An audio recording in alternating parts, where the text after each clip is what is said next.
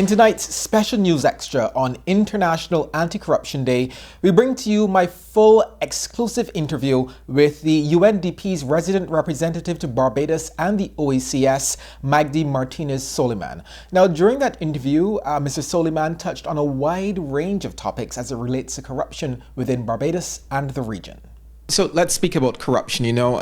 People usually talk about corruption, but from where you sit, what you have seen, you've seen more than most.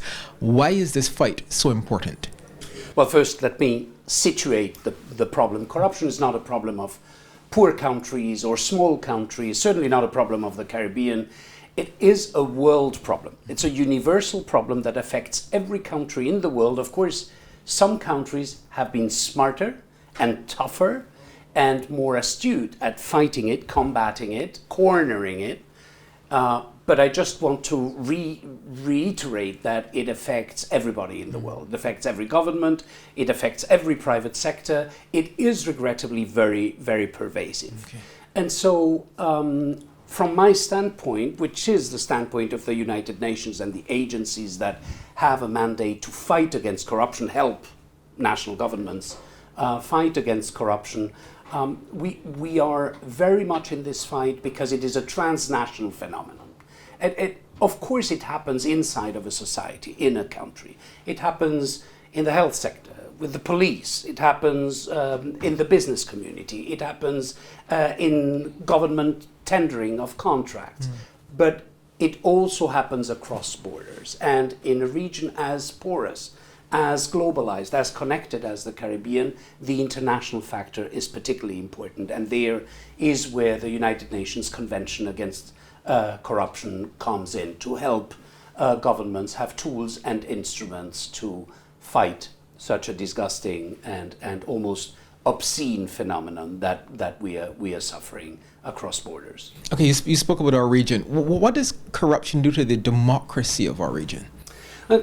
Corruption is like a cancer for democracy. It already weakens democracy in many ways. First, we're seeing a blur in many countries, not in particular in the Caribbean, but in many countries between private interests and public office. That is something that already affects. We are seeing a difficulty in terms of regulating and making transparent political party, let alone campaign financing. We are seeing that the democratic accountability and the transparency of office holders is weakened and made darker by interests that don't want to be seen.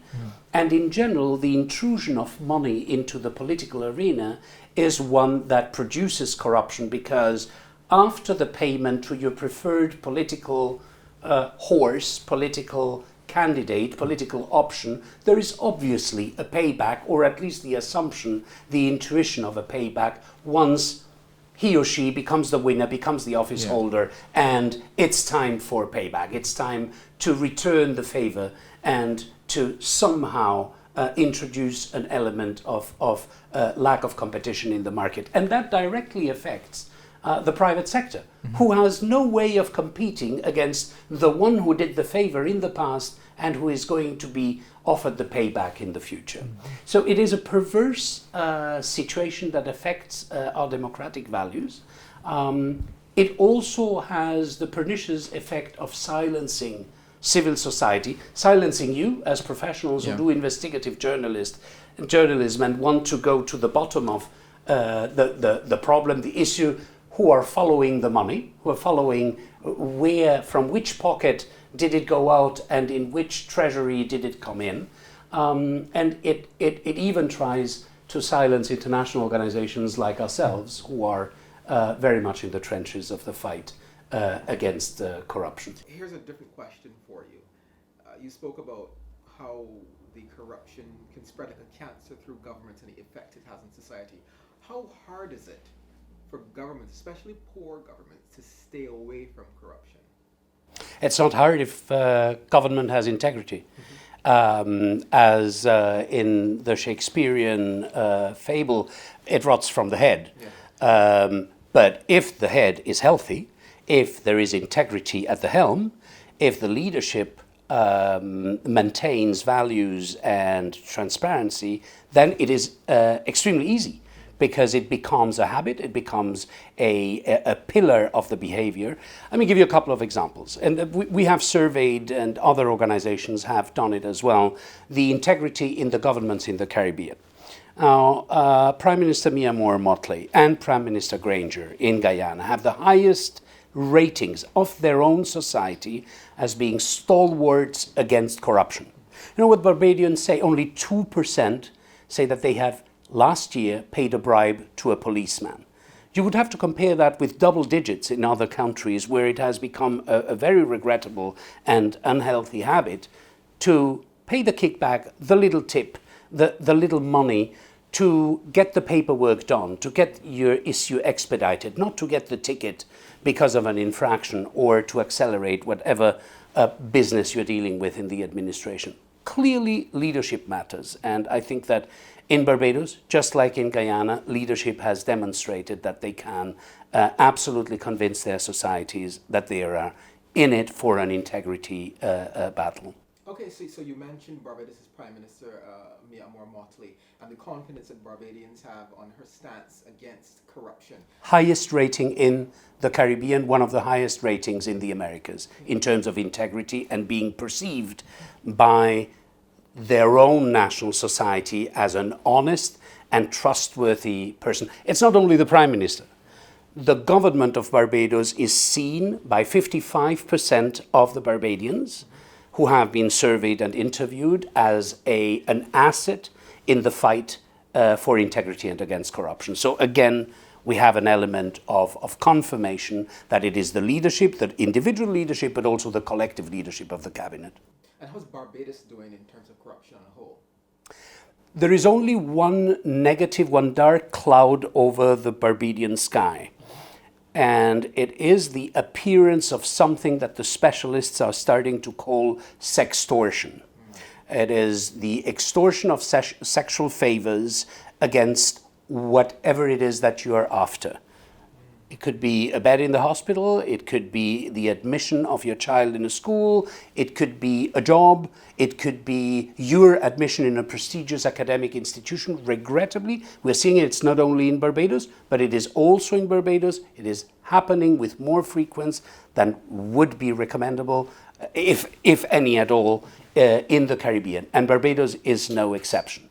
Other than that, Barbados actually features quite prominently at the head of the best countries in terms of integrity. It has values in the rule of law indexes that are managed by international organizations.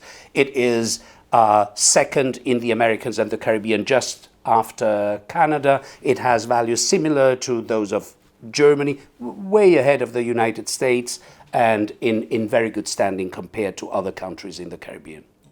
Can we bring it into context, corruption on a whole globally? Do we have a number? Can we put a figure to it so people can understand just how much money is being passed because of corruption? Let me give you three figures. Mm-hmm. First figure, $1 trillion is spent every year in mispricing, illicit flows, and tax evasion. That is money that is running away from us, from our hospitals, from our schools, from our roads, from our post offices, from our police offices, from our defense forces. That money is running away and into the wrong pockets. Second trillion. The world pays $1 trillion every year in bribes to get the contract, to get things done, to get the paperwork accelerated, to get the favor that you need. That's again money that you shouldn't be paying. And as a result, the OECD assesses that 10% of the cost of doing business, by and large in the world, is unlawful cost, is cost due to corruption. So clearly we are paying a tax to the corrupt people. We are paying a tax to this unhealthy behavior that is a very lucrative business for those who unlawfully engage in it, but that we shouldn't be paying. And therefore, the investment in the fight against corruption is worth every penny, because you recoup, you bring it back to your coffers. You avoid your citizens being pressed or suggested or hinted at that a small payment would help them get whatever it needs that they are rightfully entitled to get because they are citizens, because they have that entitlement, and because the service is owed to them.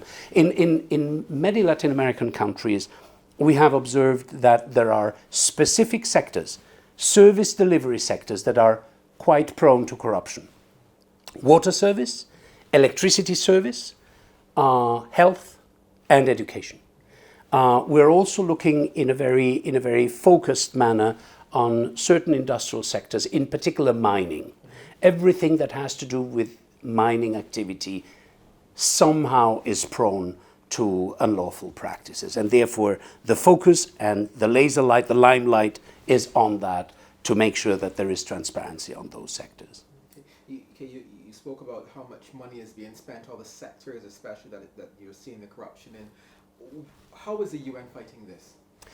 First, the UN has the most successful international covenant, international treaty there is, if you accept the Convention on the Rights of the Child, in the United Nations Convention Against Corruption, signed by 180 countries, including, of course, many of the countries in the Caribbean, Barbados in the first place, who have committed to making the convention a reality. Second, countries can do an annual review and see where they stand. That's a sort of a moment of truth, the creation of a momentum, the review of your systems, of your legislation, of your practice. You can check with your business community, is anything wrong happening? Have you heard?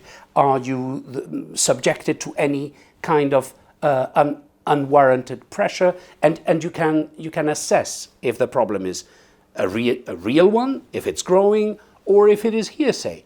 There's a lot of talk about corruption, so we need also to be aware that sometimes, because of the scandalous nature of it, it also becomes the talk of the town without being proven and fact.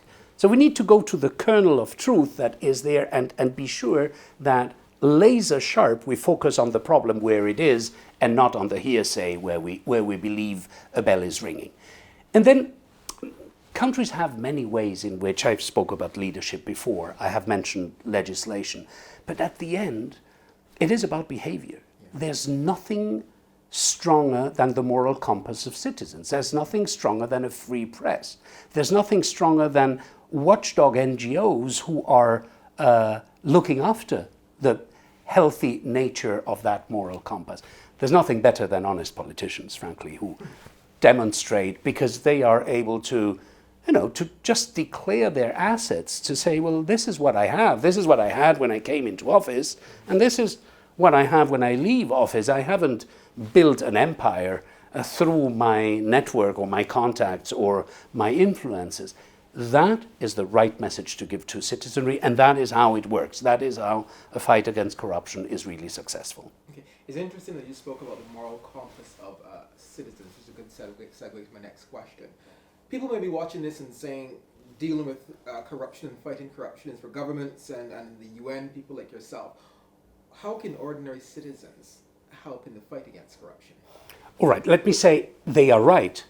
It is certainly for governments to assert and enforce integrity in the public realm. And it is certainly for the United Nations officials to try and support the implementation of the United Nations conventions. But then each of us has a responsibility. It's a little bit like the conversation about climate change. Sure, there's big policy, big high-level policy and investments that need to be done. But then as consumers, as citizens, we have a responsibility and a capacity to influence things through our behavior. Now, coming back to corruption, what can we do? First, say no. The famous say no of Nancy Reagan. Say no. Be very clear that when you are unlawfully asked for a payment that is not right, you have the possibility of saying no. Let me give an example that is not from Barbados to exemplify good practices. Prime Minister of Jamaica has established an office in his own office, in the Prime Minister's office, that is about the right to information, the access to information. Every citizen has the right to ask for any document that is not classified, that is not secret for reasons of national security or other such legally codified reasons, and obtain the information. Whether the Ministry of Public Works has adjudicated a contract to company such and what were the reasons for that adjudication. Whether the politician such and such has declared an income. All that information is available to the public, including to yourselves as professionals of journalism. That has had a tremendous impact in a country like Jamaica who had a serious problem in terms of integrity and the fight against corruption. They have progressed enormously in the last 5 years, thanks to an initiative like that one. What do citizens do? They ask the right questions. They refuse to be subjected to the payment of corruption.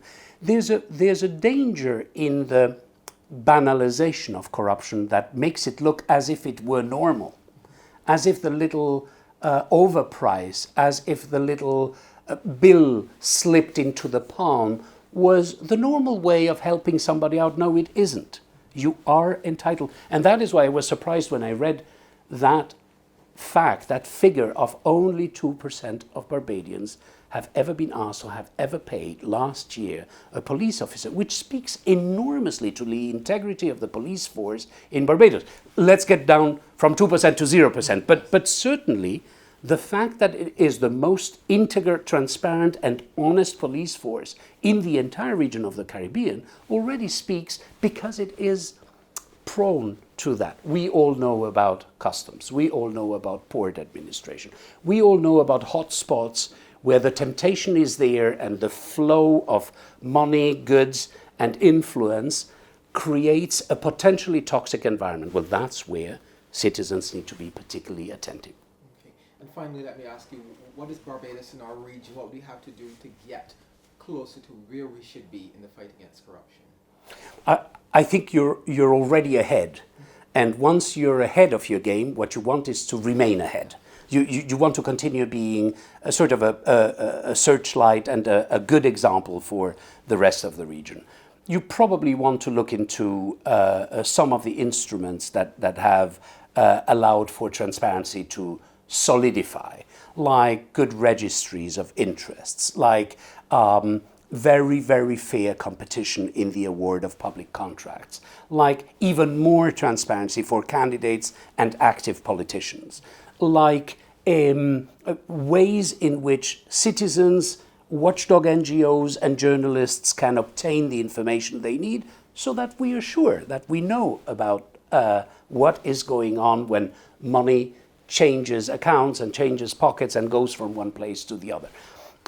My recommendation would be stay ahead of the game. You are in the lead. You have demonstrated not only a leadership but a capacity. Don't let it slip. Don't go back. It is very easy. These are fragile gains, and you can't take them for granted. So, but at the end, what the Bajan society can do is maintain its moral compass in the right direction, and that is the best guarantee that all the others, the governments, the politicians, the business people, the policemen, and everybody else will be held accountable and will remain earnest. I think it's at the end in the heart and in the soul of a people to maintain that moral compass. Thank you so much for speaking with us. Thank you for having me. That was my full exclusive interview with the UNDP's resident representative to Barbados and the OACS, Magdy Martinez-Soliman.